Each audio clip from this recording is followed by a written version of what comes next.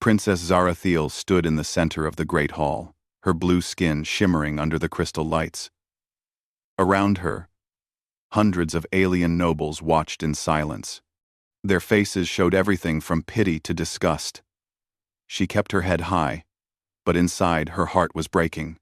For the third time, every single alien suitor had said no to marrying her. Not one wanted her as a wife. The reasons were always the same. They said she was dangerous. They said her mind was broken. They said her children would be cursed. The princess had special powers that other aliens feared. She could read minds and feel emotions from far away. Sometimes, when she was upset or scared, her powers would leak out and touch other people's thoughts. This made them very uncomfortable. They would get headaches or feel sick around her. Emperor Valdron, her father, sat on his massive throne made of green crystal. His face was calm, but she could feel his worry and anger through their family bond. The other royal families were starting to talk. They said the Zeronian Empire was getting weak. They said her father's bloodline was no good anymore. My daughter has been declined by all potential matches, the emperor announced to the crowd. His voice echoed in the huge room. We will need time to consider new options. Some of the aliens in the crowd whispered to each other. Others looked at the princess like she was a dangerous animal in a cage. She wanted to run away and hide. But princesses were not allowed to show weakness. Far in the back of the hall, a human man watched everything happen. His name was Marcus Chen, and he worked for Earth's government. He was supposed to be there for trade talks, but he found himself staring at the lonely princess instead. Marcus had heard the stories about Princess Zarathiel. Other humans who had visited the planet warned him to stay away from her. They said she could control minds and make people do things against their will. But watching her now, Marcus did not see a dangerous monster. He saw a young woman who looked very sad and very alone. The human species was still new to space travel. Most aliens thought humans were not very smart or important. They used humans for simple jobs like moving heavy things or fighting in wars. The idea that a human could understand royal politics was laughable to most aliens. But Marcus had spent years studying different alien cultures. He knew that the Zeronian Empire had very strict rules about marriage and bloodlines. He also knew that many alien species had become so focused on genetic purity that they had forgotten how to adapt and change. As the crowd began to leave the hall, Marcus noticed how the princess walked alone. Even her own guards kept their distance. Her father spoke with his advisors, but no one came to comfort her or ask how she felt. That night, Marcus could not sleep. He kept thinking about the princess and the way everyone treated her. In human culture, someone with special mental powers would be considered gifted, not cursed. On Earth, they would study her abilities and try to help her use them in positive ways. The next morning, Marcus learned more about what had happened. The latest suitor to reject the princess was Prince Kolthar of the Rigel system. He had announced publicly that marrying her would contaminate his bloodline. He said her children would be mentally defective and dangerous to society. Other alien leaders quickly agreed with him. They sent messages saying that the Zeronian royal family was no longer suitable for marriage alliances. Some even suggested that Princess Zarathiel should be locked away somewhere safe, so her condition would not spread to others. Marcus found this attitude disgusting. On Earth, humans had learned that diversity made them stronger, not weaker. Different kinds of people working together could solve problems that no one could handle alone. But these ancient alien civilizations seem to have forgotten this basic truth. During a formal dinner that evening, Marcus got his first chance to see the princess up close. She sat at the high table with her father and other important nobles, but she might as well have been sitting by herself. No one talked to her. No one even looked at her directly. When the princess glanced around the room, her eyes met Marcus's for just a moment. He expected to feel the mental intrusion that others had described. Instead, he felt something warm and gentle, like a friendly greeting. There was sadness in her mental touch, but also curiosity. She seemed surprised that he was not afraid of her. Marcus smiled and nodded politely. The princess looked startled, as if no one had been kind to her in a very long time. Then she quickly looked away, probably worried that her father or the other nobles would notice. But Marcus had noticed something important. The princess's powers did not feel dangerous to him at all. They felt natural and controlled, like someone speaking in a soft voice instead of shouting. Maybe the problem was not with her abilities, but with how other aliens reacted to them. As the dinner continued, Marcus watched the royal family more carefully. Emperor Valdron clearly loved his daughter, but he was trapped by the expectations of his society.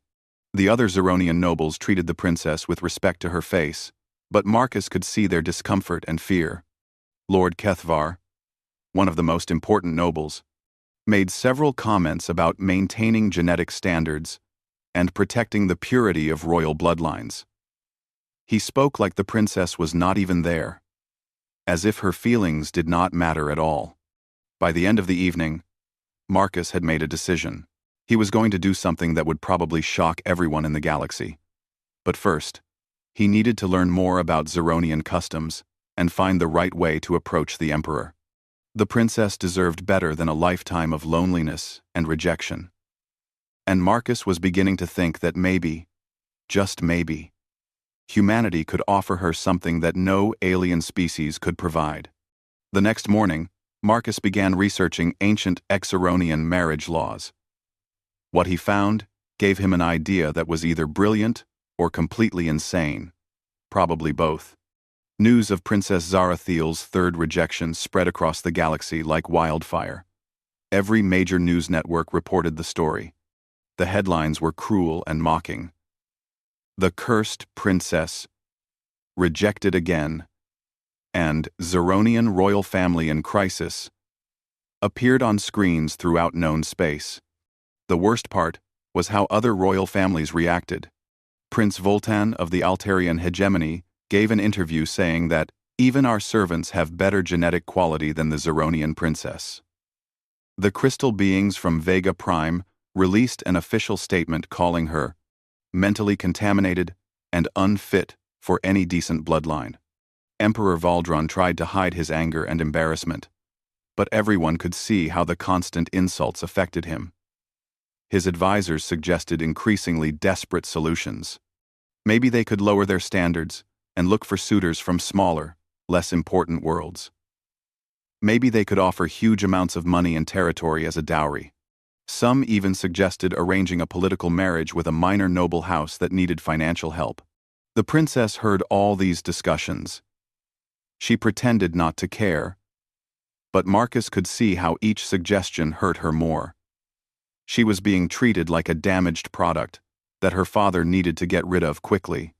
Marcus spent his days attending boring trade meetings, but his evenings were free to explore the palace and its beautiful gardens. The palace was built into a mountain of crystal that glowed with its own inner light. Gardens filled with alien plants created peaceful spots where someone could think without being disturbed. On his third night there, Marcus found Princess Zarathiel sitting alone by a fountain. The water fell in spirals through the air, creating patterns that looked like liquid music. She was staring at the water, probably trying to find some peace after another day of humiliation. Marcus approached slowly, making sure his footsteps could be heard.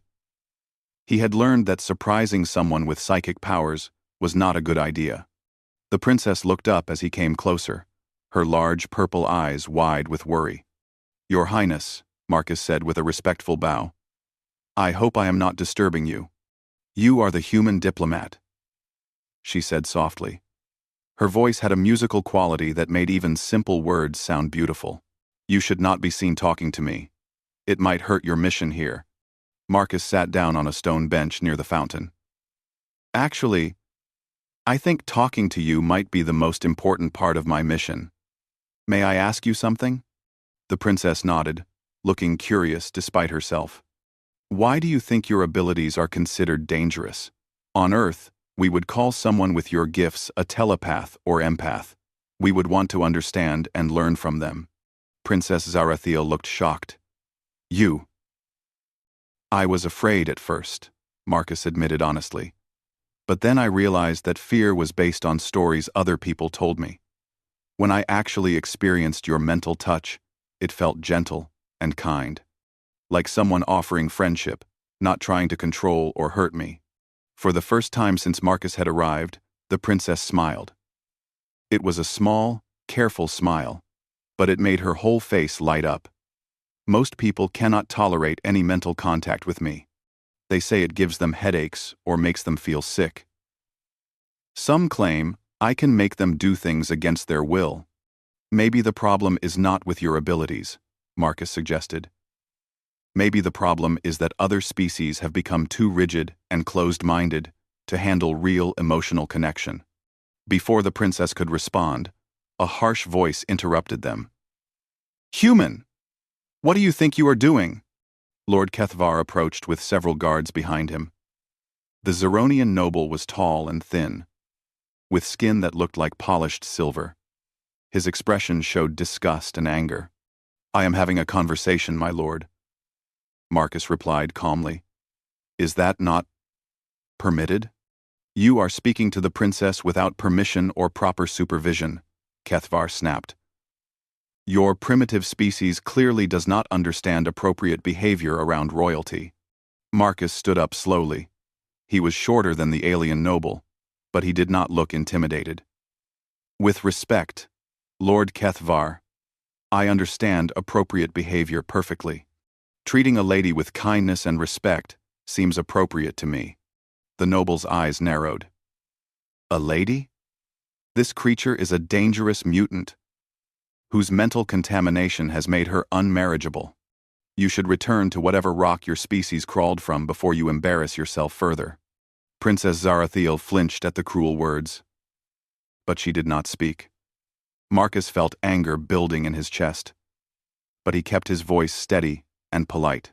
Thank you for your concern, my lord. I will certainly keep your advice in mind. Kethvar looked satisfied with what he thought was submission. He turned and walked away with his guards, leaving Marcus and the princess alone again. I am sorry you had to hear that, the princess said quietly. He is not wrong, though. I am considered unmarriageable by everyone in the galaxy. Not everyone, Marcus said firmly. Some of us are capable of seeing past fear and prejudice. That night, Marcus made a decision that would change everything. He sent a formal request to Emperor Valdron, asking for a private audience to discuss matters of mutual interest beyond current trade agreements. The request caused an uproar in the palace. Humans did not ask for audiences about royal matters. The very idea was considered insulting by many nobles. Some suggested that Marcus had become mentally affected by the princess's powers and should be sent home immediately.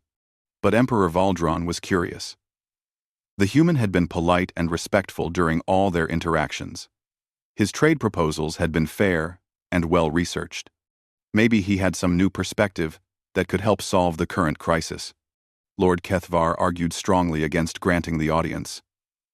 This human clearly has inappropriate ideas about his place in galactic society, he insisted. Allowing him to speak about royal matters will make us look weak and desperate. Other advisors disagreed. We are desperate, one pointed out. Every traditional solution has failed. Maybe it is time to consider non-traditional approaches. After much debate, Emperor Valdron agreed to give Marcus a brief audience. The meeting would be formal and public, with many nobles present as witnesses. If the human said anything inappropriate, it would be easy to end the meeting quickly and send him home in disgrace. Marcus spent the evening before his audience studying ancient Xeronian law books that he had borrowed from the palace library. What he found there gave him hope for a plan that was either brilliant or completely crazy. The next morning, news of the audience spread throughout the palace. Servants whispered about what the human might want. Nobles placed bets on how quickly he would embarrass himself. Princess Zarathiel heard about the meeting and felt a strange mixture of hope and terror. She had felt the humans' genuine kindness toward her, but she also knew how cruel the court could be to anyone who challenged their traditions. As Marcus prepared for what might be the most important conversation of his life, he thought about the lonely princess sitting by the fountain. Whatever happened next, he was going to make sure that at least one person in the galaxy recognized her worth. The audience was scheduled for noon in the Great Throne Room. By morning, word had spread to nearby star systems, and several alien leaders requested permission to watch the proceedings remotely. Marcus had no idea that his simple request for a meeting was about to become a galaxy-wide spectacle. The throne room had never been so full. Word of the humans' mysterious audience had spread to every corner of the palace, and nobles packed the vast chamber to watch what they expected to be either a diplomatic disaster or entertainment at the humans' expense. Representatives from dozens of other worlds watched through holographic projectors, turning the meeting into a galaxy-wide event.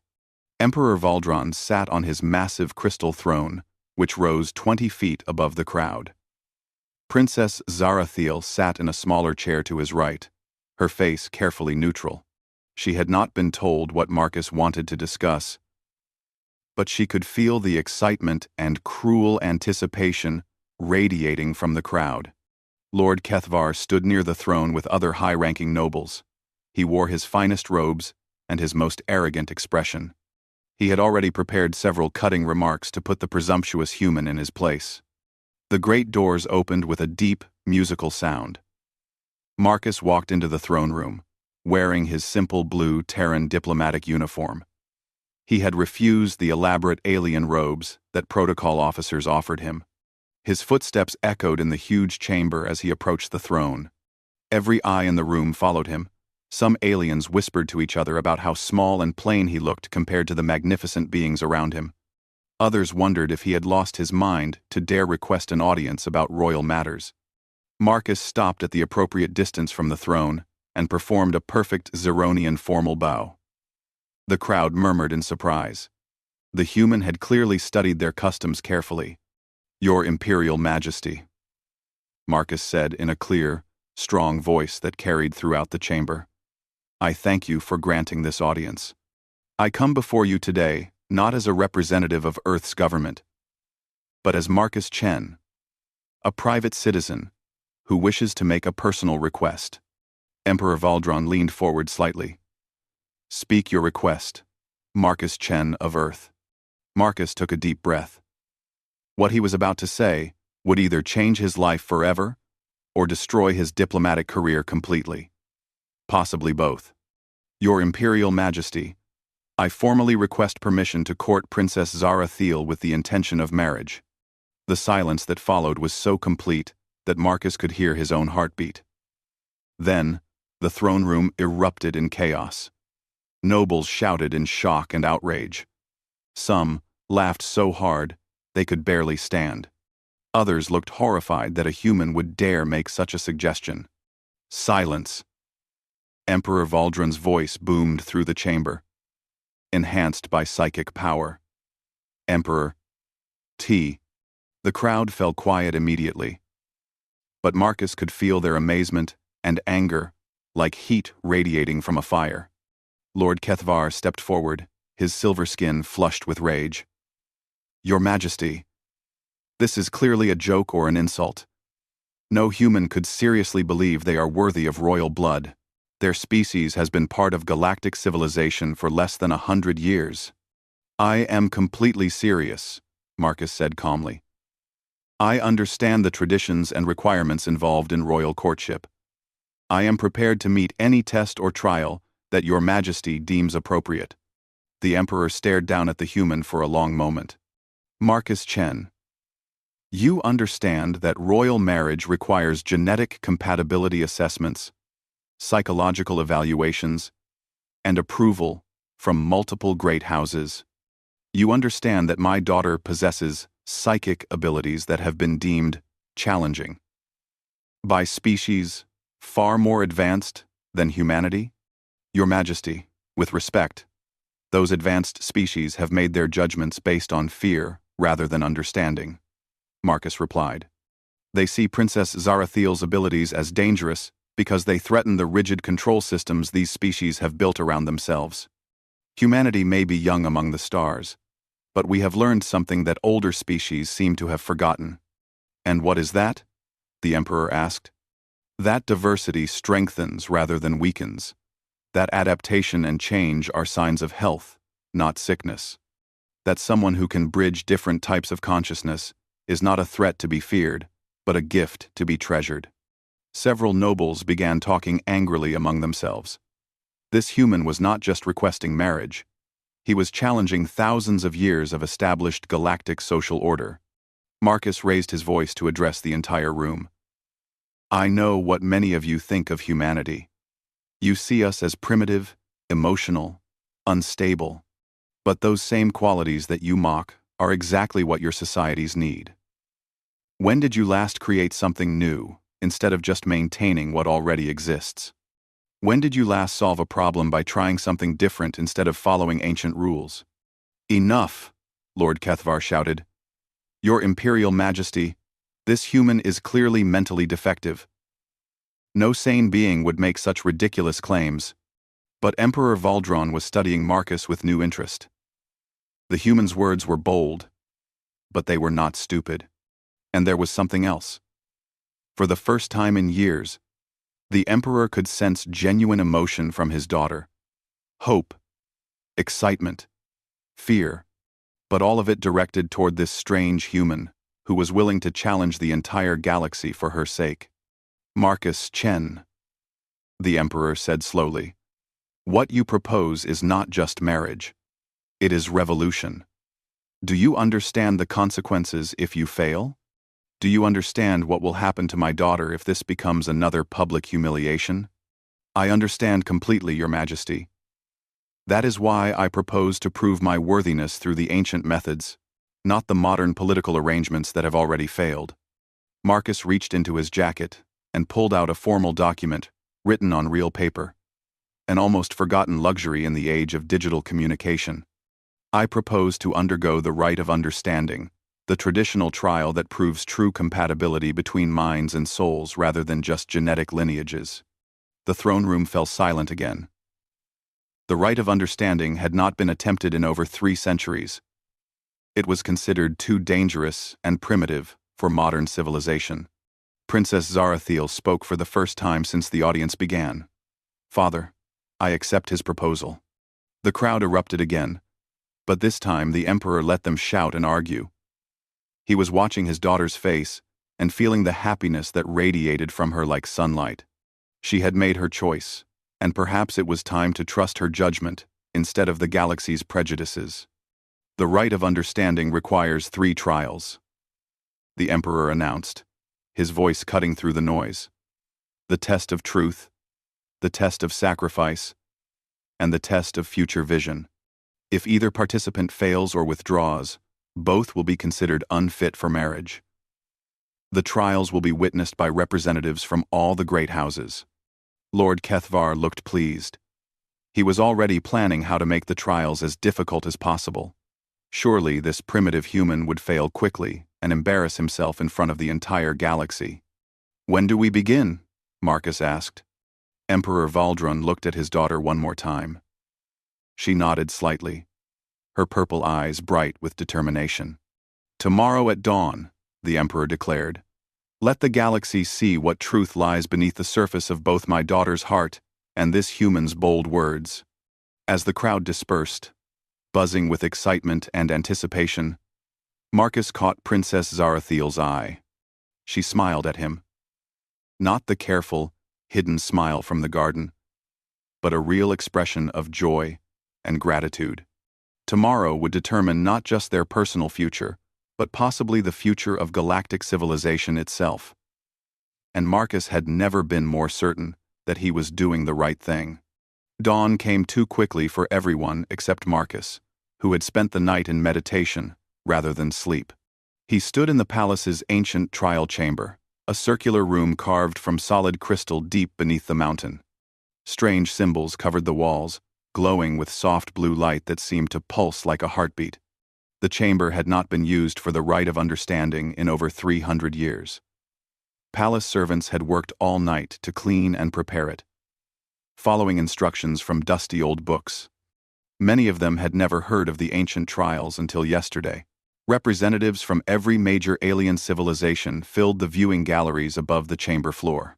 They had come expecting to see a human fail spectacularly, providing entertainment and confirming their superiority over the younger species. Lord Kethvar sat in the place of honor, already savoring what he expected to be Marcus's humiliation. Princess Zarathiel entered the chamber wearing simple white robes that marked her as a trial participant. She looked nervous but determined. When her eyes met Marcus's, he felt a gentle touch in his mind. A wordless message of gratitude and courage. Emperor Valdron stood at the center of the chamber, holding an ancient crystal device that would monitor and amplify the psychic connection between the trial participants. His voice echoed strangely in the curved room as he began the ceremony. We gather to witness the rite of understanding between Princess Zarathiel of Zeronia and Marcus Chen of Earth. The first trial is the test of truth, where both participants must share their deepest fears and motivations while maintaining complete mental contact. The Emperor activated the crystal device. Immediately, a soft humming sound filled the air, and everyone in the chamber could sense the powerful psychic field building between Marcus and the princess. Most of the alien observers expected the human to collapse within moments. Previous suitors had barely been able to tolerate brief contact with Princess Zarathiel's powerful mind. But instead of struggling against her psychic presence, Marcus seemed to welcome it. The mental connection formed like two rivers flowing together to create something larger than either could achieve alone. Through their bond, the witnesses could sense flashes of shared thoughts and emotions. From Marcus, they sensed his deep loneliness growing up as one of the few humans interested in alien cultures. His fear that humanity would never be accepted as equals in galactic civilization. His amazement at discovering someone whose mind complemented his own instead of rejecting it. From Princess Zarathiel, they felt her lifetime of isolation and rejection. Her terror that her abilities would always make her a burden to others. Her growing hope that maybe she had finally found someone who could understand and accept her as she was. But the most shocking revelation came when their combined consciousness began analyzing the galaxy's social structures. Through their unique merged perspective, problems that had seemed impossible became clear and solvable. The rigid hierarchies that kept different species separated were revealed as artificial barriers that actually weakened civilization. Lord Kethvar watched with growing alarm as the human not only survived the mental contact but seemed to thrive in it. This was not how the trials were supposed to work. The human should be writhing in agony by now, begging to be released from the princess's contaminated mind. The test of truth concluded, with both participants still standing, their psychic bond stronger than when it began. Murmurs of surprise and concern rippled through the viewing galleries. Several alien representatives began urgent communications with their home worlds. The first trial is completed successfully, Emperor Valdron announced. We proceed to the test of sacrifice. The test of sacrifice required each participant to offer what they valued most for the sake of the other.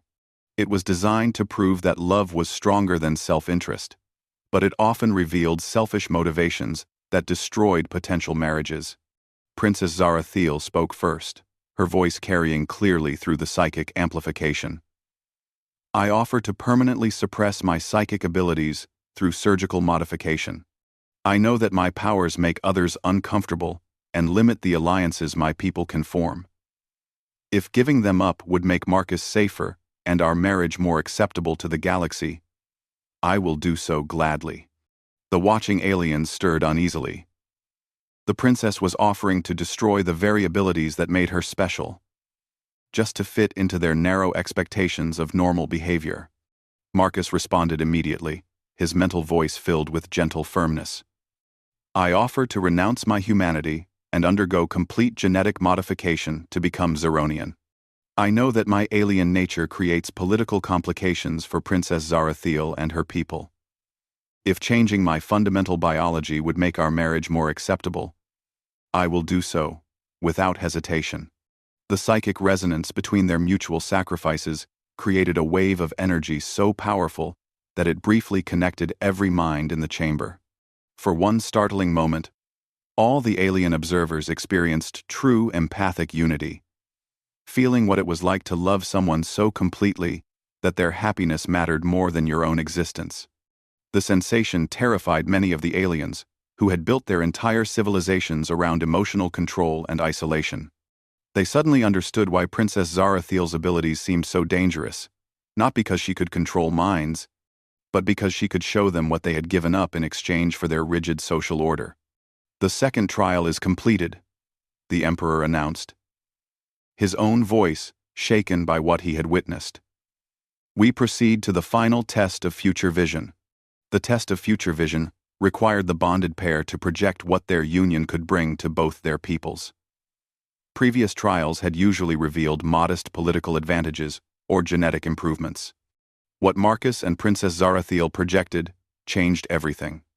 Through their combined consciousness, the observers saw a future where human adaptability merged with Zeronian psychic evolution to create something entirely new. Children who could serve as living bridges between species, helping different civilizations understand and work with each other instead of maintaining fearful separation. They saw technology that combined human creativity with alien knowledge, solving problems that no single species could handle alone. They saw art and culture that transcended the limitations of any one world's perspective. They saw a galaxy where diversity was celebrated as strength rather than feared as contamination. But Lord Kethvar was not willing to let his carefully planned humiliation turn into triumph for the humans. He had prepared for this possibility by bringing a psychic disruptor, an illegal device designed to shatter mental connections and cause permanent damage to telepathic minds. As the future vision reached its peak, showing possibilities that threatened everything the conservative faction stood for, Kethvar activated his hidden weapon. Violent psychic static flooded the chamber, designed to tear apart the bond between Marcus and the princess and leave both of them mentally crippled. But something unexpected happened. Instead of destroying their connection, the attack made it stronger. Marcus's human adaptability and the princess's evolved psychic abilities combined to not only resist the disruption, but turn it back on its source. The psychic feedback struck every mind in the chamber, forcing the alien observers to confront their own prejudices and fears directly.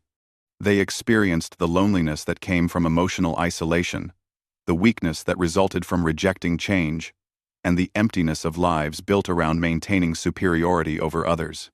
Lord Kethvar screamed as his own device backfired, overwhelming his rigidly controlled mind with the very emotions he had spent his life avoiding. Other conservative nobles collapsed as they experienced empathy and connection for the first time in centuries. When the chaos subsided, Marcus and Princess Zarathiel still stood together in the center of the chamber, their bond unbroken and now visibly glowing with shared psychic energy. The crystal walls around them reflected their combined light, creating patterns that seemed to dance with joy. Emperor Valdron stared at his daughter and her chosen partner, finally understanding what he was witnessing. This was not just a marriage trial. This was the beginning of a new kind of civilization, one that could bridge the gaps between species that had remained isolated for millennia. "The rite of understanding is complete," he announced, his voice filled with wonder and pride. "The trials have revealed a truth that our galaxy was not prepared to see, but can no longer ignore." As the witnesses began to recover from their overwhelming experience, news of what had happened started spreading to every corner of known space. The human who had dared to love an alien princess had proven something that would change everything. And in the quiet center of the storm they had created, Marcus and Zarathiel simply held each other, knowing that their love had become something much larger than themselves. The news of the successful trials spread across the galaxy faster than light-speed communication could carry it. The psychic resonance created during the final test had been so powerful that telepathic species on dozens of worlds felt its echo. Within hours, every major civilization knew that something unprecedented had happened on Zeronia Prime. Emperor Valdron stood in his private chambers, reading reports that streamed in from across known space. The reactions were as varied as the species sending them.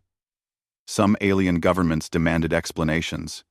Others requested immediate diplomatic meetings. A few threatened to cut all ties with the Zeronian Empire if the marriage was allowed to proceed. But the most surprising responses came from younger members of various alien species. Students, artists, scientists, and others who had felt stifled by their rigid societies sent messages of support and hope. They had felt the psychic echo of true connection and wanted to experience it for themselves. Princess Zarathiel found Marcus in the palace gardens where they had first talked privately. The same fountain still played its musical patterns. But everything else had changed. She no longer had to hide her abilities or pretend to be something she was not. For the first time in her life, she felt truly free. "The Galactic Council has called an emergency session," she told him, sitting beside him on the stone bench. "Lord Kethvar and his allies are demanding that they declare our marriage invalid on grounds of genetic incompatibility." Marcus smiled and took her hand. Their mental connection was still active, allowing them to share thoughts and emotions as easily as speaking. Through their bond, she could feel his complete lack of worry about the political situation. "Let them demand whatever they want," he said aloud for the benefit of any listening devices. "We have already proven that genetic incompatibility is just another word for fear of change." The emergency council session took place 3 days later in the neutral space station that served as galactic government headquarters. Representatives from every major civilization attended, either in person or through holographic projection. The chamber buzzed with nervous energy as species that rarely agreed on anything tried to decide how to handle this unprecedented situation. Lord Kethvar, despite his humiliation during the trials, had managed to gather significant support among conservative factions. He stood before the council with detailed genetic analyses and psychological reports, all designed to prove that a human-Zeronian marriage would be dangerous for galactic civilization. "Honored representatives," he began, his silver skin still showing stress marks from his encounter with the psychic feedback. "We face a threat to the very foundations of our social order. If we allow genetic contamination between incompatible species, we risk unleashing uncontrolled psychic abilities that could destabilize our carefully maintained peace." But before he could continue his presentation, something unexpected happened. Dr. Miran Volthak, the galaxy's leading expert on xenobiology, requested permission to speak. She was an elderly scientist from the crystalline Vega system who had spent centuries studying genetic compatibility between different species. "Honored Council," Dr. Volthak announced, her crystal body chiming like bells as she moved. "I have completed an independent analysis of the human-Zeronian genetic combination. My findings directly contradict Lord Kethvar's claims." She activated a holographic display that filled the center of the chamber. Rather than creating dangerous instability, the human-Zeronian pairing represents an evolutionary breakthrough. Human neuroplasticity combined with Zeronian psychic development could produce offspring with unprecedented abilities. Children who could serve as natural ambassadors between species that have been unable to communicate effectively. For millennia, the chamber erupted in argument. Some representatives shouted that the research was impossible or fabricated. Others demanded to know why this information had not been available during previous marriage negotiations. Dr. Volthak's chiming voice cut through the chaos. The previous analyses were flawed because they assumed that genetic purity was more important than hybrid vigor. They also failed to account for human consciousness operating on frequencies that complement, rather than clash with Zeronian psychic abilities. While the council argued, Marcus and Princess Zarathiel waited in a nearby chamber, watching the proceedings through a live feed. They could feel the emotions of the representatives through the princess's expanded abilities, now enhanced by their permanent psychic bond. "Fear," the princess observed quietly. "So much fear of change, of losing control. of admitting they might have been wrong about something important. But also hope, Marcus added, sensing the younger representatives and the more open-minded species. Some of them want what we have found. They are tired of isolation and rigid rules. The debate continued for hours until an unexpected voice requested permission to speak. Ambassador Thyron, of the Andromedan Collective, one of the oldest and most respected species in the galaxy, rose slowly from his seat. "I am 900 years old," Thyron announced, his ancient voice carrying the weight of centuries. "I have seen our galaxy stagnate for the last 300 years because we became more concerned with maintaining what we had than growing into what we could become." He gestured toward the holographic display still showing Dr. Volthak's genetic analysis. "These two young beings have accomplished in days what our entire civilization has failed to achieve in millennia. They have proven that our differences make us stronger when we embrace them rather than fear them." The old ambassador's words carried enormous influence. Several species that had been undecided began to reconsider their positions. Even some conservative representatives started to look uncertain. The final vote was closer than anyone had expected. The motion to invalidate the marriage failed by only 3 votes. More importantly, 17 species formally requested to establish new cultural and scientific exchange programs with both Earth and Zeronia to study the implications of successful interspecies bonding. 2 weeks later, the wedding ceremony took place in the Great Crystal Cathedral on Zeronia Prime. What had been planned as a simple royal marriage became the most watched event in galactic history. Billions of beings across hundreds of worlds tuned in to see this historic moment. Marcus wore traditional Zeronian ceremonial robes, but in Earth's blue and green colors. Princess Zarathiel's dress combined elements from both cultures, symbolizing the new kind of union they represented. When they spoke their vows, they did so both aloud and through their psychic bond, allowing the telepathic members of the audience to experience the depth of their commitment. But the most remarkable moment came during the traditional blessing ceremony. As the couple joined hands, their combined psychic energy reached out to willing participants in the crowd. For the first time in galactic history, members of dozens of different species briefly shared a moment of true understanding and connection. Emperor Valdron watched his daughter with tears of joy in his eyes. The princess he had feared would live alone forever was now the center of a new movement that could reshape civilization itself. In the months that followed, applications for diplomatic positions with human worlds increased by 3,000%. Universities across the galaxy established new departments studying human psychology and interspecies relations.